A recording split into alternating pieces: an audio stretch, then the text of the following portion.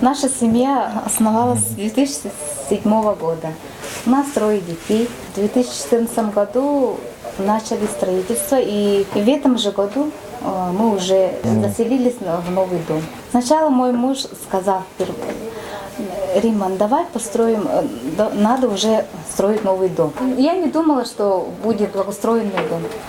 Я сначала не поверила. И потом, когда он уже начал верить в его слова. Первый капитал – это материнский капитал, а потом уже по программе ИЖС. Молодые семьи уже каждым годом начали строить по программе ИЖС. Наше село Ситта будет развиваться, и рождаемость тоже увеличится с каждым годом. Хотелось бы как бы ноу-хау сделать. В городе смотрел, у друзей были дома такие устроенные, там спрашивал у них, как они строили там. Оказывается, в поселке тоже можно строить такие дома, и сделал так. С того года он и по благоустройству занимается, потому что у него получилось, и у него появилась, можно сказать, мотивация. У него тоже много планов, по строительству благоустроенных домов в нашем селе.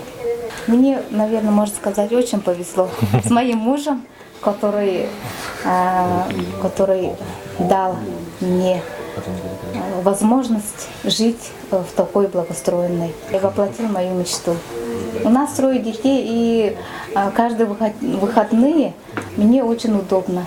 Стиральная машина есть, душевая кабинка, все уже удобства есть. Написали заявление на субсидию по программе ИЖС по направлению молодой специалист. Так как я являюсь молодым педагогом, приехала сюда, в это село, работать в 2014 году. Вышла замуж, у нас 2 детей, мальчик Саян и Эвелина учатся во 2 классе.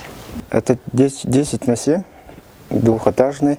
Начали строить летом, и осенью уже закончили. Нужна, конечно же, поддержка от родных, близких.